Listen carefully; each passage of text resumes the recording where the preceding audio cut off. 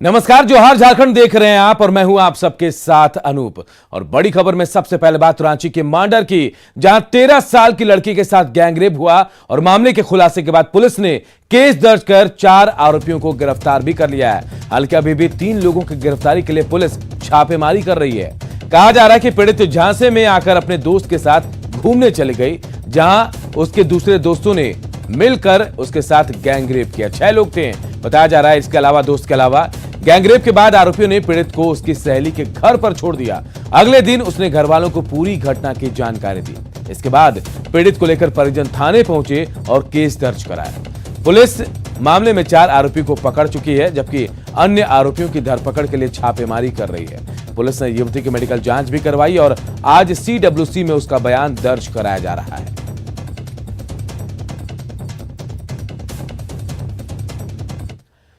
गिरिडीह में भूमाफिया के आगे प्रशासन बौना साबित हो रहा है। यहां धनवार प्रखंड के बलहारा पंचायत के बभनी गांव में वन विभाग की 50 एकड़ से ज्यादा जमीन है और इससे करीब 7 एकड़ जमीन जो है भूमाफिया और दबंगों का इस पर अवैध कब्जा है। और दबंग इतने बेखौफ है कि लोगों के आग्रह पर जब न्यूज 18 की टीम हालात का जायजा लेने पहुंची तो पोल खुलने से बौखलाए दबंगों ने लाठी डंडे तक उठा लिए। इस अवैध कब्जे के खिलाफ ग्रामीणों ने वन विभाग को 3 बार आवेदन भी दिया, लेकिन अब तक कोई कार्रवाई नहीं हुई। ग्रामीणों के आरोप है कि अमीन के साथ साठगांठ कर दबंगों ने सीमांकन में हेराफेरी की और वन विभाग की जमीन को रैयती प्लॉट में मिला लिया। वहीं जिला वन अधिकारी ने न्यूज 18 की ओर से जानकारी दिए जाने पर मामले को गंभीरता से देखा और जांच के बाद दबंगों पर सख्त कार्रवाई का भरोसा दिया है। जमीन का मामला है कि ये सरकारी जमीन फॉरेस्ट का जमीन है। इसको 2018 में जब पिलर गाड़ा गया तो ये इधर उधर नक्शा में छेड़छाड़ करके इधर उधर गाड़ दिया गया है।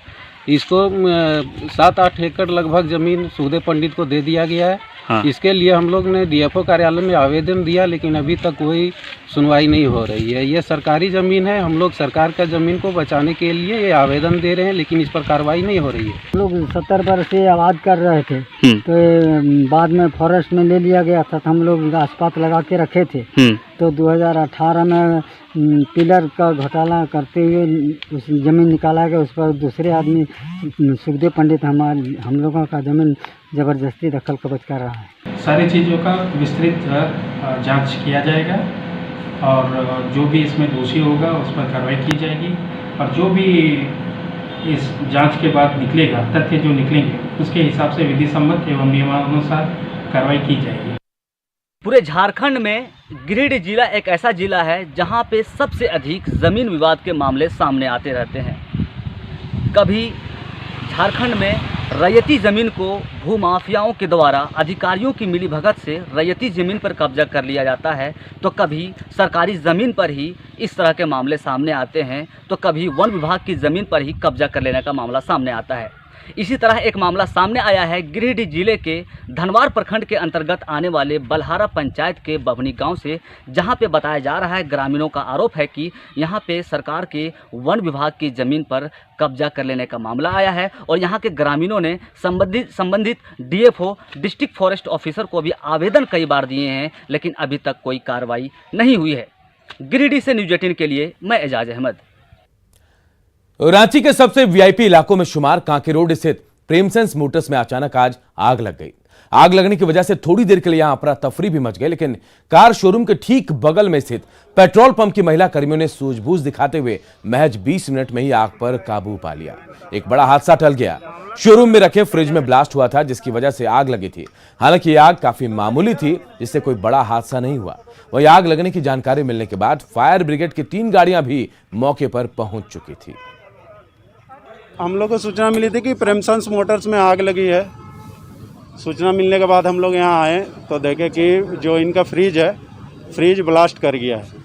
उसी से थोड़ा सा 2 चेयर जला है और कुछ नहीं ज़्यादा, और फ्रिज ही बर्बाद हुआ है बस।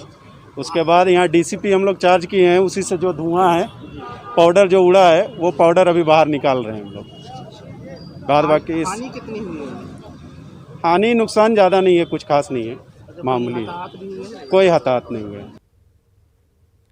और अगर आप पेट्स लवर हैं तो यह खबर आपके काम की है, क्योंकि रांची नगर निगम ने अब पेट्स का रजिस्ट्रेशन अनिवार्य कर दिया है। रांची नगर निगम ने पेट्स के रजिस्ट्रेशन और उसके वैक्सीनेशन का काम होप एंड एनिमल ट्रस्ट को दिया है। निगम ने इसके लिए हेल्पलाइन नंबर 9431171929 भी जारी किया है, जिससे लोग घर बैठे भी अपने पालतू कुत्ते का रजिस्ट्रेशन करा सकेंगे। इसका रजिस्ट्रेशन 1 साल के लिए होगा, जिसका चार्ज 100 रुपए रखा गया है। हर साल इसका रिन्यूअल कराना होगा, जिससे निगम को शहर में पेट्स की जानकारी मिल सकेगी। वहीं पेट्स के वैक्सीनेशन कार्ड को भी अपडेट रखना होगा। रजिस्ट्रेशन से नगर निगम के पास ये डेटा भी मौजूद रहेगा कि उनके निगम क्षेत्र में कितने पेट्स हैं। वहीं पेट्स का रजिस्ट्रेशन नहीं कराने पर मालिक से जुर्माना वसूलने की भी तैयारी है। नगर निगम की इस पहल का रांचीवासी स्वागत कर रहे हैं।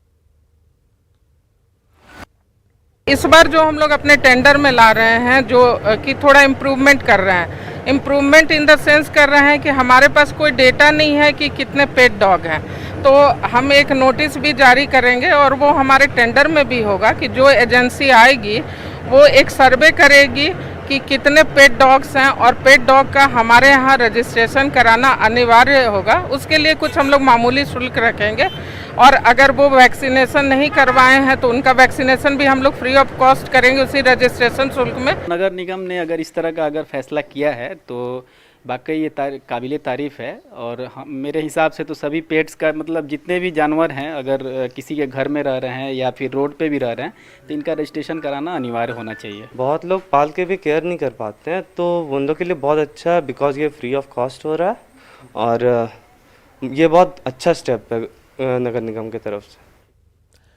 राष्ट्रीय खेल दिवस के मौके पर आज सिमडेगा में महिला हॉकी टीम का सिलेक्शन ट्रायल किया जा रहा है। इसे लंबे इंतजार के बाद एक बार फिर सिमडेगा के एस्ट्रोटर्फ मैदान में रौनक लौटी। ट्रायल में दक्षिणी छोटानागपुर के विभिन्न जिलों सहित हजारीबाग से आए महिला हॉकी खिलाड़ियों का सीनियर हॉकी टीम के लिए चयन किया जा रहा है। यहां टीम के लिए 30 खिलाड़ियों का चयन करना है। सिलेक्शन प्रक्रिया हॉकी सिमडेगा की देखरेख में चल रहा है।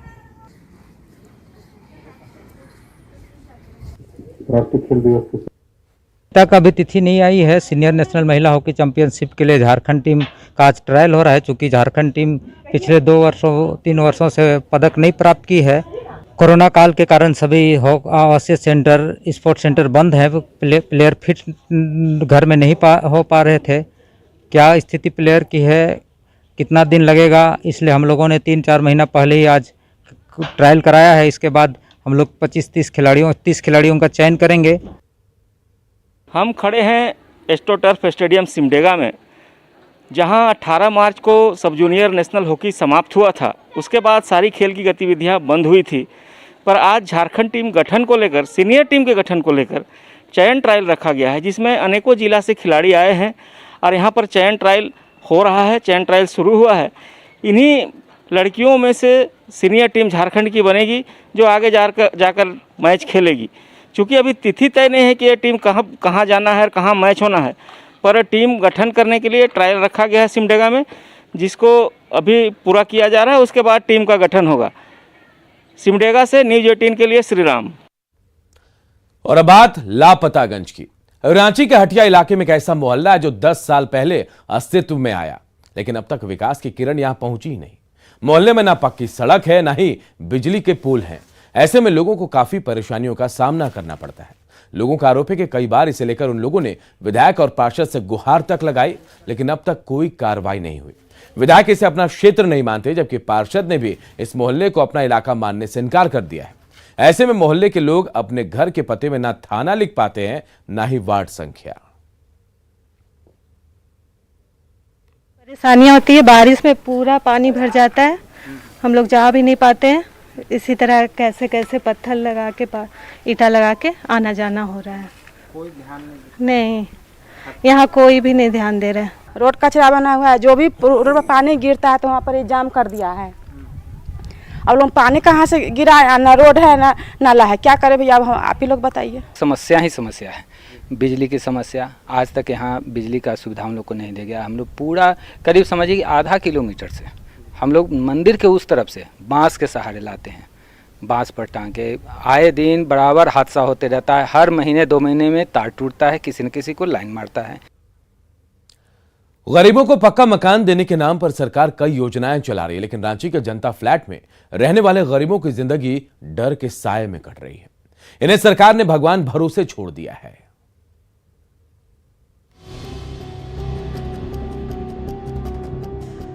जर्जर मकान, टूटी खिड़कियां, दरक रही दीवारें। ये तस्वीरें हैं जनता फ्लैट की। राजधानी रांची के जनता फ्लैट में रहने वाले गरीब परिवारों को राज्य सरकार ने भगवान भरोसे छोड़ दिया है। लोगों का कहना है कि बारिश में छत से पानी टपकता है, डर के साए में रातें कटती है। डर तो लगता है बाबू, पानी पड़ता ताकि थरा थरा करता है। का कहे, हाँ पूछिए अगल बगल से सबके। नींद पड़ा है बाबू, बैठ के उन्हें बिहान कर रही बा। बहुत डर लगता है। ये 2-3 साल से आए हैं तो पता लगा कि यहाँ खाली है तो रह रहे हैं, लेकिन रात भर सोते नहीं है, बैठ बैठ के बिहान करते हैं। अरगोड़ा और हरमू इलाके में बने जनता फ्लैट की हालत जर्जर है। आवास बोर्ड की जमीन पर 80 के दशक में बनाए गए ये जनता फ्लैट मरम्मती के अभाव में खंडहर में तब्दील होते चले जा रहे हैं।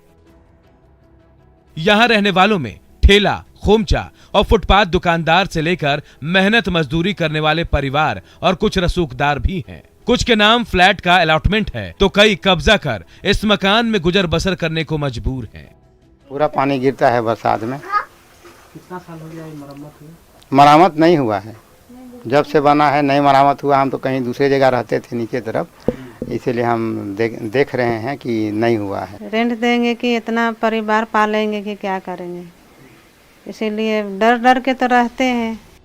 देश भर में गरीबों को पक्का आवास देने के नाम पर कई योजनाएं चल रही हैं। सरकार इसको लेकर कई तरह के दावे भी करती है, लेकिन क्या जनता फ्लैट में रहने वाले इन परिवारों के लिए कोई योजना नहीं है? क्या राज्य सरकार ने ऐसे गरीब परिवारों को जनता फ्लैट में भगवान के भरोसे छोड़ दिया है? अविनाश कुमार, न्यूज़ 18, रांची। रांची विश्वविद्यालय का बरियातू हाउसिंग कॉलोनी में अवैध कब्जे के कारण क्वार्टर रहते हुए भी विश्वविद्यालय अपने शिक्षकों को आवास नहीं दे पा रहा है। इसे देखते हुए वीसी ने अवैध कब्जे वाले क्वार्टरों को खाली कराने का निर्देश दिया है।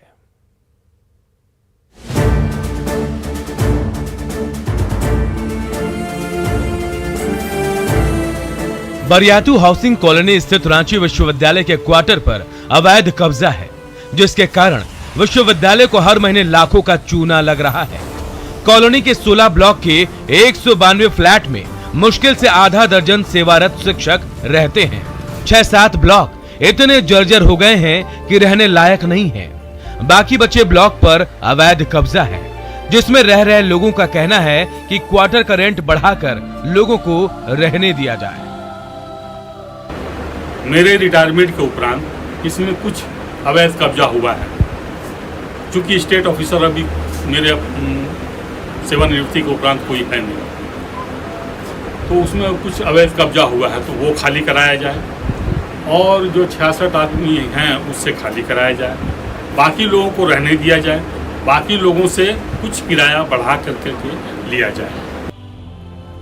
2018 में सुप्रीम कोर्ट ने क्वार्टर खाली कराने का आदेश दिया था, बावजूद लोगों ने क्वार्टर खाली नहीं किया, जिसे लेकर कुलपति डॉक्टर कामिनी कुमार की अध्यक्षता में बैठक हुई थी, जिसमें आवास आवंटन पर सुप्रीम कोर्ट के फैसले और उसके आलोक में की जाने वाली कार्रवाई पर विचार विमर्श करते हुए कब्जे वाले क्वार्टरों को खाली करवाने का निर्देश दिया गया था। सुप्रीम कोर्ट का ये आदेश है कि हाउसिंग कॉलोनी में जितने भी अवैध रूप से लोग रह रहे हैं उनका आवास खाली कराना है, और इसमें जितने लोग हम लोग ने वो प्रक्रिया चालू कर दी है, तो जो लोग कंटेम्प्ट पर हैं उन लोगों को सबसे पहले नोटिस दिया जा रहा है। फिलहाल क्वार्टर पर अवैध कब्जा जमाए लोगों की सूची तैयार की जा रही है। सूची तैयार हो जाने के बाद क्वार्टर खाली कराने को लेकर अखबारों में नाम सहित विज्ञापन दिया जाएगा और इसके साथ ही अवैध कब्जाधारियों के घर स्पीड पोस्ट से नोटिस भी भेजा जाएगा। न्यूज़ 18 के लिए रांची से निरंजन सिंह की रिपोर्ट। साहेबगंज में गंगा का जलस्तर कम होने से दियारा इलाके में बाढ़ का पानी कम हो गया है, लेकिन दियारा इलाके के लोगों ने प्रशासन पर राहत सामग्री के नाम पर खानापूर्ति करने का आरोप लगाया है। बीजेपी विधायक अनंत ओझा ने दियारा के बाढ़ प्रभावित कई इलाकों का दौरा किया। इस दौरान लोगों ने राहत सामग्री नहीं मिलने की शिकायत भी की। अनंत ओझा ने बाढ़ राहत वितरण के नाम पर घोटाले की आशंका जताई है। बड़ी विनम्रता के साथ पुनः माननीय मुख्यमंत्री जी से अनुरोध करना चाहते हैं कि माननीय मुख्यमंत्री जी दियारा के लोगों के साथ लगातार धोखा किया गया है। बाढ़ राहत के नाम पर दियरा क्षेत्र के लोगों को किसी को मात्र 2 किलो चूड़ा, किसी को 3 किलो चूड़ा, किसी को 250 ग्राम दाल। आप स्वयं जाकर के घर के जाकर के पूछ सकते हैं कैसे दर्द लोग अपना बयान कर रहा है। साहिबगंज के जिला परिषद के मार्केट कॉम्प्लेक्स में 40 दुकानें, लेकिन सिर्फ 15 से 18 दुकानें ही खोल रही हैं। ऐसे में जिला प्रशासन ने बाकी दुकानदारों को नोटिस जारी किया है और दुकान खोलने और बकाया किराया जमा करने को कहा है, लेकिन 3 बार नोटिस जारी करने के बाद भी दुकानदार जिला परिषद कार्यालय नहीं पहुंचे। इन दुकानदारों पर करीब 8.5 लाख रुपए बकाया है। ऐसे में जिला परिषद नीलाम पत्रवाद की तैयारी में है। चलते बहुत सारे दुकान नहीं खुल रहे हैं। अभी मात्र 15 से 18 के बीच दुकानें खुल रही हैं। तो हमने सबको नोटिस दिया है कि यदि दुकान खोलना है तो आप लोग खोलें और जो भी किराया बकाया है उसको जमा कर दें। और यदि जमा नहीं करेंगे और यदि दुकान नहीं खोलना चाहते हैं तो आप सरेंडर कर दें। कोरोना के खिलाफ टीकाकरण अभियान में भारत ने एक और मील का पत्थर हासिल कर लिया है। शुक्रवार को देशव्यापी टीकाकरण अभियान के तहत 1 करोड़ से ज्यादा टीके लगाए गए। तेज टीकाकरण के लिए न्यूज 18 नेटवर्क और फेडरल बैंक भी मिलकर संजीवनी जिंदगी की खुराक की मुहिम लगातार चला रही है।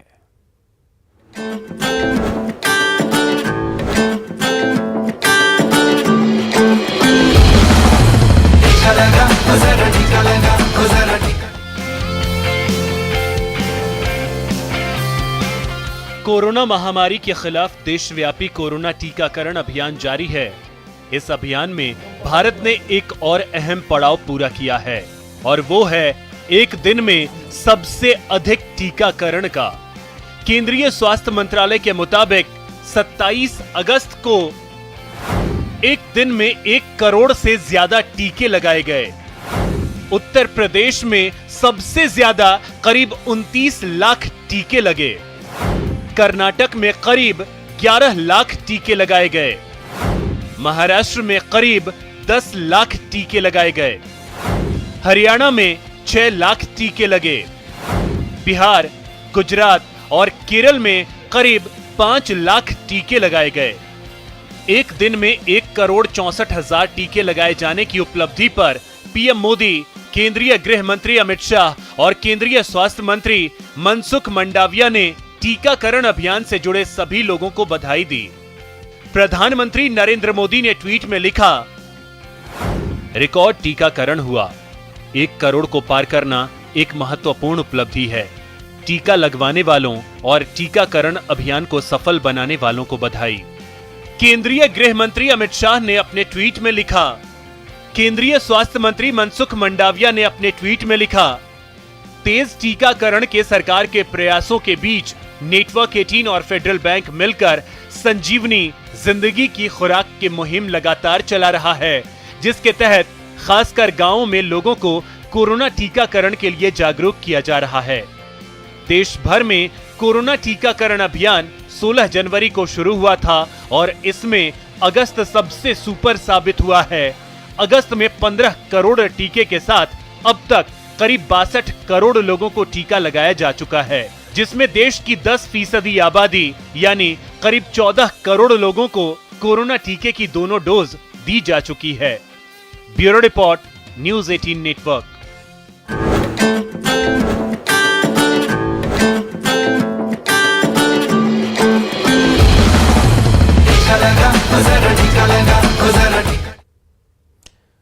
गढ़वा के नगर उटारी में बंसीधर मंदिर कोरोना की वजह से बंद है और इस वजह से श्रद्धालु जन्माष्टमी के दिन पूजा पाठ नहीं कर पाएंगे। यहां पर वृंदावन साहिब पुरोहित के द्वारा ही पूजा पाठ किया जाएगा। इस मंदिर में भगवान कृष्ण की अनोखी प्रतिमा है। इसके बारे में बताया जाता है कि यह विश्व की इकलौती प्रतिमा है जो 32 मन ठोस सोने की है। बताया जा रहा है कि करीब 200 साल पहले नगर उटारी की राजमाता शिवमानी कुंवर को सपना आया था। उसके बाद पहाड़ पर खुदाई कराई गई। खुदाई में भगवान कृष्ण की प्रतिमा मिली। यहाँ कई राज्यों से श्रद्धालु दर्शन करने के लिए भी आते हैं।